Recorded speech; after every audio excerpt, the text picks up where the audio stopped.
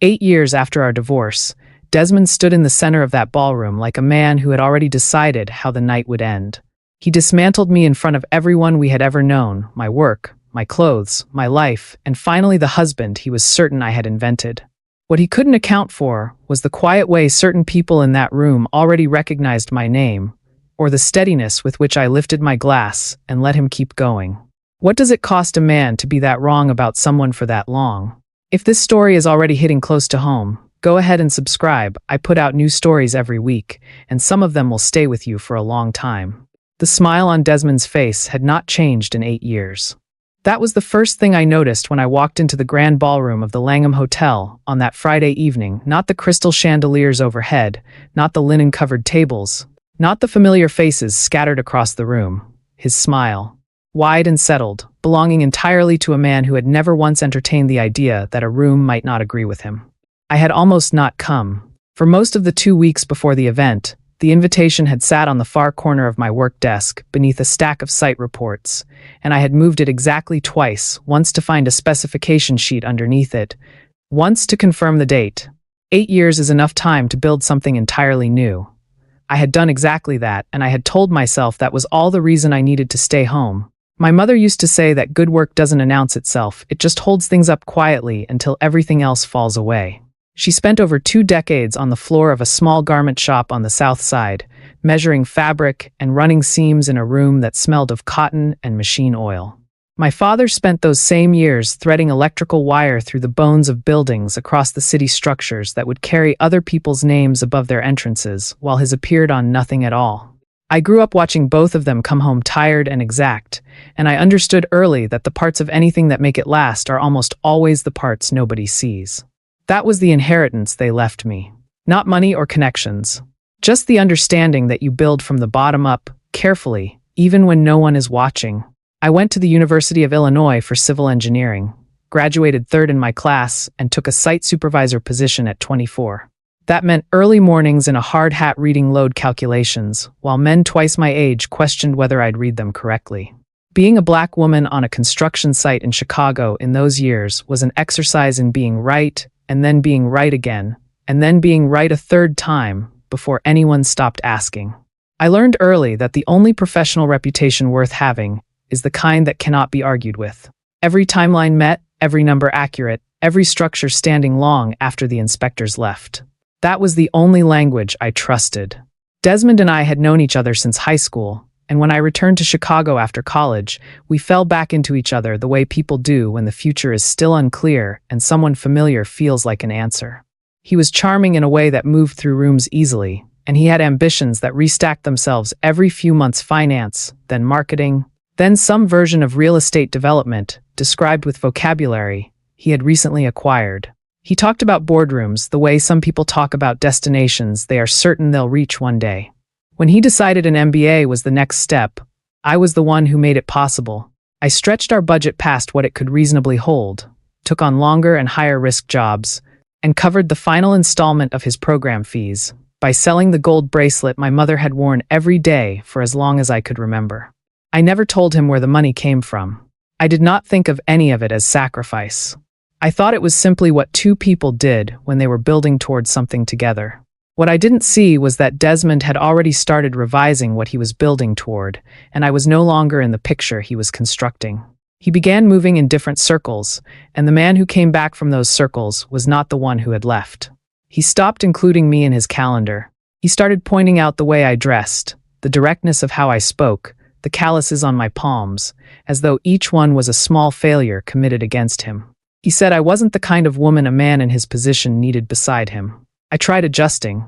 I wore things that didn't suit me to rooms where I understood the technical content better than anyone present. It changed nothing, because Desmond had already made his decision before he had the language to name it out loud. I found out about Celeste Arden before he told me anything.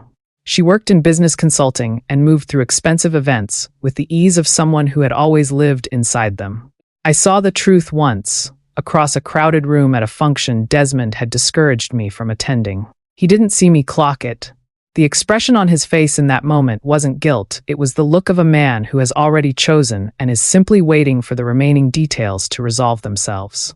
When he came home and asked for a divorce, He delivered it cleanly, as though he had edited it down to the essentials. He said I would never be the kind of woman a successful man wanted standing next to him. Then he took his things and walked out. I signed the papers without contest. I kept the apartment. I didn't call anyone to explain what had happened. Instead, I got to work. Brooks Urban Infrastructure started as a two-person crew taking small municipal contracts, sidewalk reconstruction, drainage fixes, the kind of maintenance work that keeps a city functional, but never appears in any announcement. I ran the bids myself from a rented office with secondhand furniture and a laptop that overheated in the afternoon. The early years were financially brutal in a way I had not fully prepared for.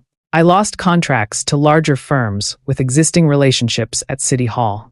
I sat across from investors who used words like promising and then never followed up. There was a stretch of 11 consecutive days on one project where I couldn't afford to bring in additional crew, so I worked the site myself from first light until dark and drove home and started again the next morning. But the work was always done correctly, always delivered on time, and the numbers were always honest. That was everything I had, and I gave it fully. Every single time, without exception. Across years, it became enough. Then it became considerably more than enough.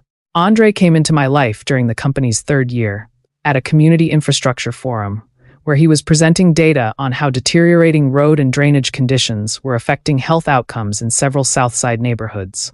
He ran a network of community clinics, the kind that operated on lean budgets and showed up regardless. He was deliberate and unhurried, with the quality of someone who had long since stopped needing a room's approval. On our second date, he asked what I was most proud of having built. When I described a drainage redesign that had reduced flooding across 3 city blocks by 60%, he leaned forward and asked me to walk him through the engineering decisions. I married him 3 years ago. Every morning I wake up beside someone who has never once suggested I make myself easier to explain. None of that history was visible when I walked into the Langham that night. The person who finally convinced me to attend was my friend Leona Pierce, who had watched the last 8 years from close enough to know the actual story. She called 2 weeks before the event and made her case without embellishment. I didn't need to prove a single thing to anyone in that room. I simply needed to decide, in person, whether those people still held any authority over how I understood myself. Leona had a precise way of identifying the real source of a hesitation, naming it plainly, and then leaving the choice entirely with you. I told her I'd think about it. 2 days later, I confirmed that I would go. In the weeks leading up to the reunion, while my legal team was finalizing the last details of a major public works agreement, I had attended several coordination meetings at City Hall, the kind of sessions where contractor representatives, city engineers, and the audit office all sit in the same room to align on compliance requirements before a contract is formally executed. It was at one of those preliminary meetings, about 2 weeks before the reunion, that I ran into Ramona Ellis. She worked in the city's audit and contractor verification division, the office responsible for reviewing financial disclosures, confirming credentials, and formally approving major public works agreements before they could proceed.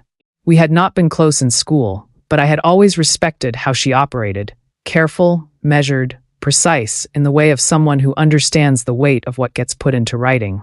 When we saw each other across the conference table, she mentioned she had received a reunion invitation. I said I had as well. The conversation lasted less than 3 minutes, and neither of us made any suggestion of a plan.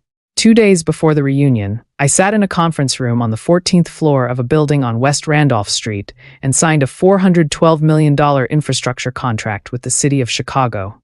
It was the largest agreement in Brooks Urban Infrastructure's history, covering construction and renovation across multiple municipal systems.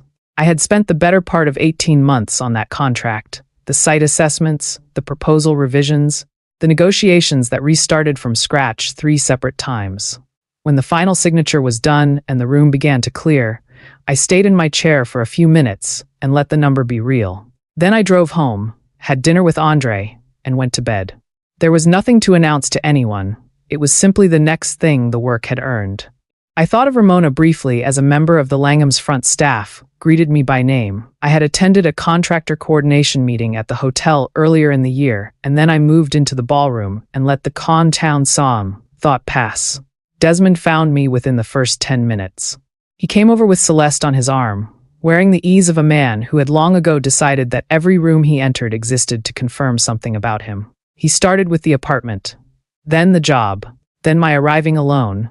His delivery was practiced casual enough to seem spontaneous, sharp enough to land precisely where he intended, the kind of remark that frames itself as a joke, so that objecting to it becomes the problem. When I said I had been married for 3 years, he laughed and turned to the people around us, announcing that I had invented a husband to avoid looking like someone nobody had chosen.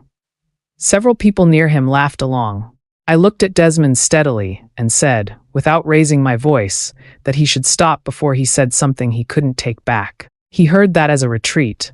He pulled Celeste closer and began listing things: their apartment, a recent vacation, people he knew, rooms that were open to him now. He was still talking when the ballroom doors opened, and the quality of the air in the room changed, the way it does when someone walks in who shifts the weight of things. I didn't need to turn around. I recognized Andre's footsteps before I saw him. He crossed the ballroom without hurrying, stopped in front of me, and pressed a brief kiss to my forehead. He said his meeting had run long and he was sorry. Then he took my hand, looked calmly at the people standing around us, and said it was good to finally meet some of my old classmates. Desmond's smile held its shape for a full 3 seconds after it had stopped being real. Andre had a particular quality in rooms full of people who were performing a steadiness that didn't try to compete with anything around it, and for that reason was impossible to ignore. He stood beside me and looked at Desmond with the kind of calm that isn't practiced, just arrived at through years of knowing exactly who you are. Several people nearby recognized him before he introduced himself. A woman to the left of our group said his name first, something close to surprise in her voice, and he acknowledged her with a brief nod before turning his attention back to the immediate conversation.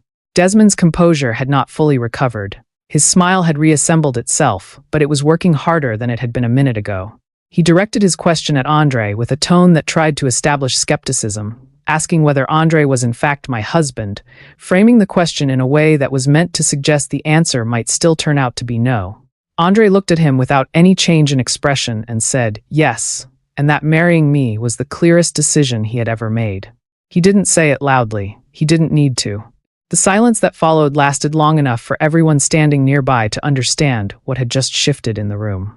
Desmond attempted to recover by laughing, a short, slightly forced sound, and saying that he hadn't realized I was the type to move in certain circles.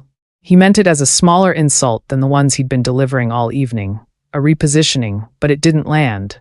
Andre replied that Desmond's particular difficulty seemed to be in evaluating people only by what they could display in a given room. He said it without heat. It was simply an observation that happened to be exact. Desmond pivoted then, turning the conversation toward me, asking what I was working on these days. It was a move meant to bring the ground back under his feet, to return the exchange to a domain where he expected to have an advantage. I told him I ran an infrastructure and construction company and had just closed a contract with the city. I kept it brief. I named no figures, cited no timeline. His expression registered something between dismissal and recalculation, and he said something about the city being a difficult client, using the comment to suggest that whatever the contract was, it couldn't be much. Celeste had not spoken in several minutes. She had remained beside Desmond, but was no longer oriented toward him the way she had been earlier in the evening. Her attention kept returning to specific details about me: the watch, the cut of the suit, the way the hotel's front staff had addressed me when I arrived. I had noticed her noticing. There was something careful in her expression, a revision in progress, and I understood that Celeste had built her own career on reading rooms accurately. She was reading this one now, and finding that the information she had been given about me did not line up with what she was observing. Ramona Ellis came out of the gathered crowd quietly, without announcement. She had been standing off to one side for most of the exchange, and when she moved forward, it was with the unhurried confidence of someone who has already decided what needs to be said and is simply choosing the right moment. She was dressed simply, a dark blazer and no jewelry to speak of, and she looked at Desmond for a moment before she spoke. Brooks Urban Infrastructure is not a small construction company, she said.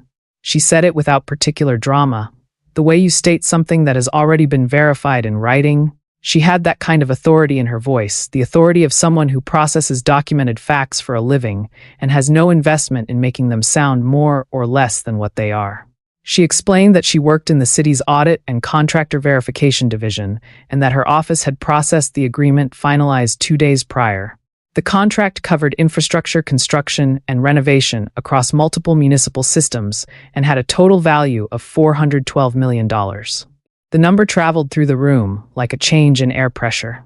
I heard it reach different clusters of people in waves, first the immediate circle around us, then the groups just beyond, and then it rippled outward toward the edges of the ballroom, in a murmur that didn't resolve into silence so much as rearrange itself into something quieter and more attentive. Desmond's face went through several expressions very quickly. The one that settled was not anger. It was the look of someone who has just identified the precise point at which they made the wrong calculation and cannot go back to it. Because Ramona had been present at the same preliminary coordination meetings where the contract framework was being finalized, there was nothing in what she said that could be dismissed or questioned. This was not gossip, and it was not exaggeration. It was the public record, delivered by the person who helped compile it, in a room full of people who now had no reasonable basis for doubt. Desmond said nothing. For the first time since I had walked into the ballroom, he had nothing prepared. Ramona let the number hold in the room for a moment. Then she said there was something else those present might want to know. For 6 years, she said, a significant portion of the science and engineering scholarship fund at our old high school had been financed through a private grant source. Dozens of students, many from the same Southside neighborhoods where I grew up, had received funding for college through contributions made under an organization listed only as a private foundation. No name attached, no ceremony attended. The donor had never asked to be acknowledged on any wall, any program, or any announcement. Several people in the room went still in a different way than they had when the contract figure was named. This was not the stillness of calculation. A woman 2 groups over had a daughter who had received one of those scholarships 3 years ago. A man near the back had mentioned earlier in the evening that his younger brother had been the first person in their family to attend a 4-year university. The room was not just registering information anymore. It was doing something more personal with it. I watched the people who had laughed with Desmond earlier in the evening begin to adjust their positions, not dramatically, not all at once, but in the small involuntary ways that happen when a person realizes they were on the wrong side of something and would prefer not to be identified there anymore. Nobody rushed toward me. Nobody needed to. The shift in the room was quiet and absolute. What I noticed, standing inside it, was that I felt none of the satisfaction I had imagined I would.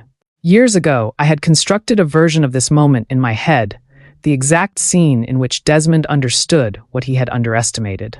I had carried that imagined scene as a kind of companion on difficult nights, and after losing bids, I deserved to win. And now the scene was real and he was standing inside it, and I found that I did not need anything from it.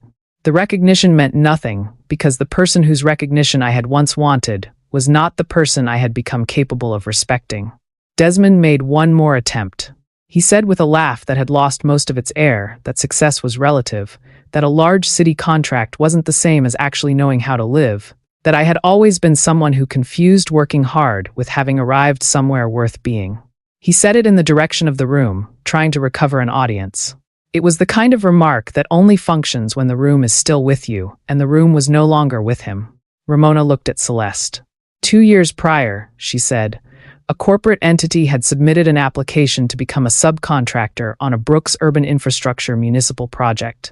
The application contained falsified financial disclosures, forged authorization signatures, and a billing structure designed to redirect several $1 million out of the project's allocated budget before the discrepancy would have been flagged through standard review. The application had been caught by Brooks Urban Infrastructure's legal team before any funds were released. The matter had been routed to an attorney and to the city's audit office, where it had been handled through the appropriate formal channels. The corporate entity, Ramona said, had been established and controlled by Celeste Arden. Celeste did not move. Her expression did not change into anything that could be read as surprise, which told me she had understood that this information existed somewhere in a formal file and had perhaps been waiting to learn whether it would ever reach a room like this one. She stood with her arms at her sides and looked at no one in particular. Then Desmond said her name. He said he had only been tangentially involved, that he had provided minimal assistance based on what she had told him, that his role had been far smaller than it might appear from the outside. He said these things quickly, already building the case for his own diminishment. Celeste turned to look at him. When she spoke, Her voice was level and without emotion, the voice of someone completing a transaction rather than defending a relationship. She said that Desmond had signed documentation connected to the entity. He had participated in meetings where the structure of the application was discussed. He had been part of conversations about what the money would be used for once it cleared. She did not elaborate beyond what was factually necessary. She was not interested in protecting him. She was interested in not being made solely responsible for a situation in which he had been a willing participant. Desmond started to respond, and she turned away from him. That was the end of that conversation, as far as she was concerned.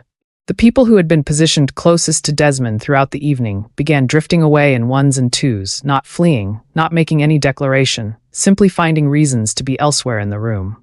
No one wants to be standing in the center of a story that is resolving in the wrong direction.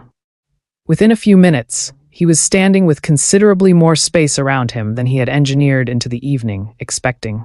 I watched him look around and register what had happened to the geometry of the room. He turned to me then, not with the manufactured ease he had walked in with, but with something raw, something that was almost accusatory. He said he wanted to know why, if I had known about the fraudulent application, I hadn't warned him directly. He was constructing a version of events in which he was a secondary figure who had been poorly informed, and in that version, my silence was a kind of aggression. He was trying to reframe the architecture of the last hour around himself as its central and most wronged party. Andre spoke. He said, quietly and without preamble, that there was something Desmond should probably know. I had been aware of the affair between Desmond and Celeste long before Desmond came home and asked for a divorce. I had known for some time before he made it official. The room absorbed this in silence. Desmond looked at me, and I could see him reorganizing everything: the timeline, the divorce, his own sense of how that period of his life had unfolded. He had believed he was the one who had driven the narrative. He had believed the ending of the marriage was a decision he alone had authored. What he was now understanding was that I had watched the situation develop, made my own assessment of it, and decided for reasons that had nothing to do with his comfort that I would not participate in the particular kind of grief that comes from begging someone to see you. He asked why I hadn't said anything, why I hadn't confronted him, hadn't tried to stop what was happening. His voice was different now. The performance was gone, and what was underneath was quieter and more confused. I told him the truth, plainly. For a long time, I had believed that if I earned enough and softened enough and made myself useful enough, he would eventually look at me and understand what he had. I had wanted him to choose me because he saw something real, not because I had maneuvered him into it. But he never looked, and eventually I understood that the problem had never been that I wasn't enough. The problem was that I had been trying to prove my value to someone who had already decided not to recognize it. Desmond turned to Celeste again, needing her to say something that would make the years between them mean what he required them to mean. She stepped back from him without urgency, creating a few feet of distance that was the clearest statement she had made all evening. She told him that he had made his own choices to leave his marriage, to put his name on documents, to stand in this room tonight and perform a version of himself he had built on the wrong information. She would not carry that forward on his behalf. The last of the people who might have laughed with him earlier in the evening had found other places to be. Desmond stood alone in the center of the ballroom, with the full weight of the evening arranged around him, and for the first time since I had known him, he had nothing to say. The room was watching me now, and I understood what they were expecting. They were expecting me to use it. I had imagined this moment before. Not this specific room, not these specific people, but the essential shape of it: Desmond understanding what he had walked away from, and me standing close enough to watch it register on his face. I had imagined it on long drives back from job sites, and on the nights I lost contracts I had bid correctly and still didn't win, and on the particular kind of quiet Tuesday evenings when the work was done and the apartment was empty and the full weight of starting over made itself felt all at once. I had kept that imagined scene somewhere accessible, like a tool you don't use often but want to know is there. Now it was real. The room was arranged exactly as I had pictured it: Desmond at the center, the audience pulled back, the verdict already written across every face within range. And I had been given every right to finish it. 8 years of being told I was not enough, a fraudulent application designed to take money from a project I had spent years building, and a man who had just performed his contempt for me in front of everyone we had known in common. I could stand in that ballroom and answer every word he had said since I walked in. I had the facts, the numbers, and the room. I didn't want any of it. That was the thing I hadn't anticipated when I constructed the fantasy, how completely I would not want it once it arrived. Using this moment to settle accounts would require me to care what Desmond thought of the outcome, and I found, standing there with the room waiting, that I had run entirely out of investment in his opinion. If I needed his humiliation to feel complete, then he would still be holding something of mine. I was not willing to leave that room, having given him anything else. I looked at him directly, and I said the only thing that was still true and still worth saying. I told him that the most painful part had never been his choosing Celeste. The most painful part was the period during which I had believed that there was a version of myself I needed to become before I would deserve to be loved without conditions. I told him I didn't believe that anymore, and that the moment I stopped believing, it was the moment I began building everything he had just spent the evening learning about. Then I took Andre's hand, and we walked out of the ballroom. Behind us, I heard Desmond say my name once. He said it the way people call after something they have just realized was valuable too late and slightly off in direction. I didn't turn around. Andre opened the lobby door, and we walked through it together, and the sound of the party behind us thinned and then disappeared. In the car, Andre didn't ask about the contract or about Celeste or about any of the facts that had moved through the room that evening. He drove, and after a few minutes he simply asked if I was all right. I told him I wanted to tell him about something I had never explained in detail, something in my office that he had probably seen but that I had never discussed. He said he was listening. I told him about the metal box. It was a small tin container, the kind sold in office supply stores for index cards, that I had kept in the bottom drawer of my work desk since the first year of building Brooks' urban infrastructure.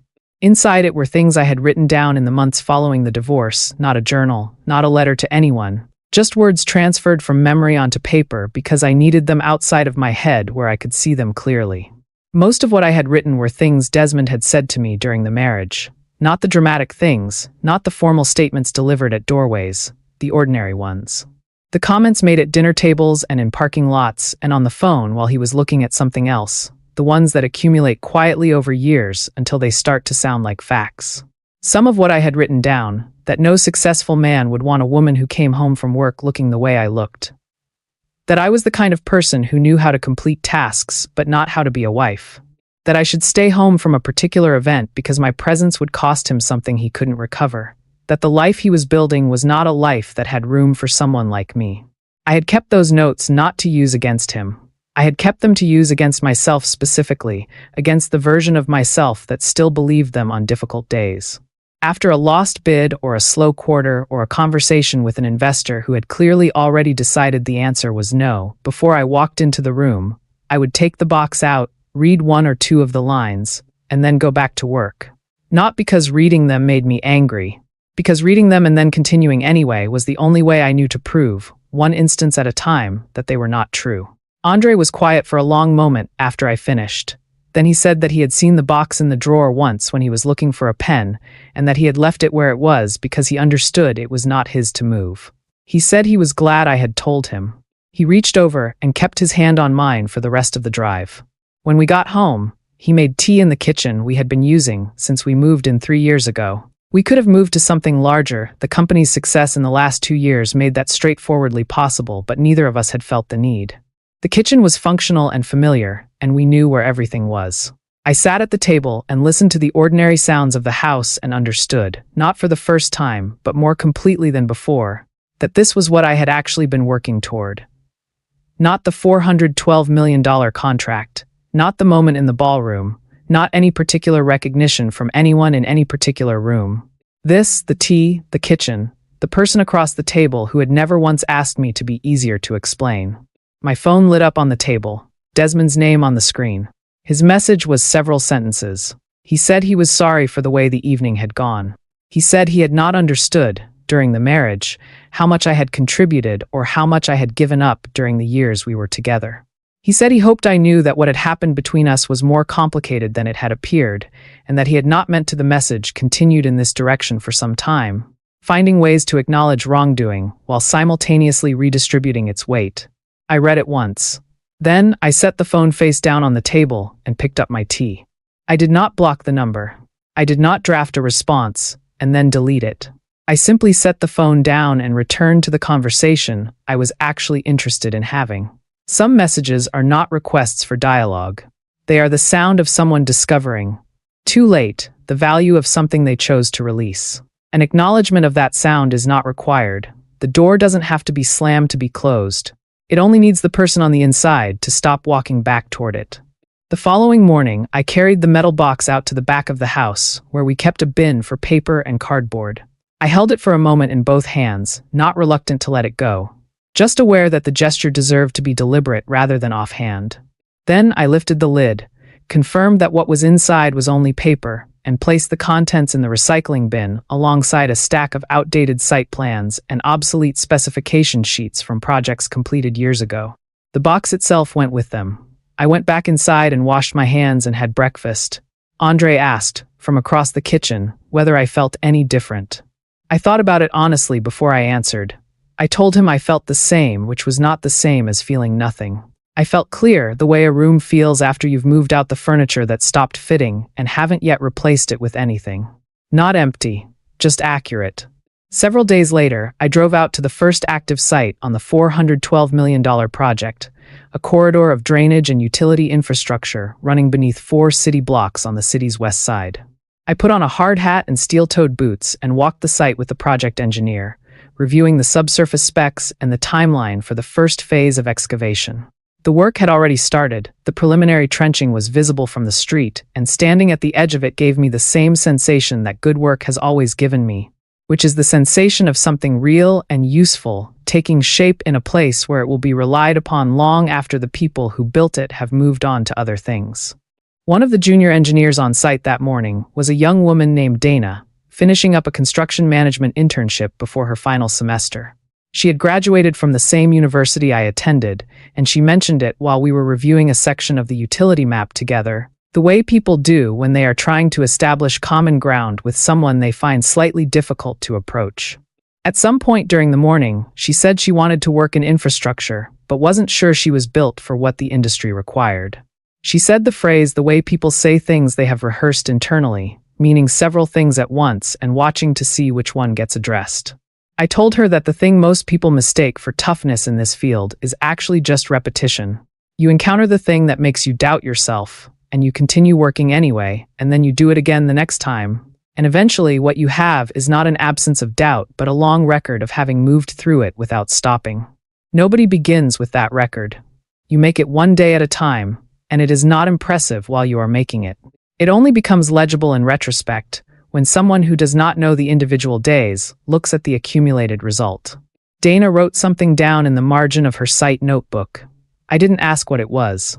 I walked the rest of the site perimeter and stood at the far end of it where the excavation had reached the depth required for the first foundation pour. Behind me, the city continued its ordinary noise, traffic, and machinery, and the distant sound of a train on elevated tracks.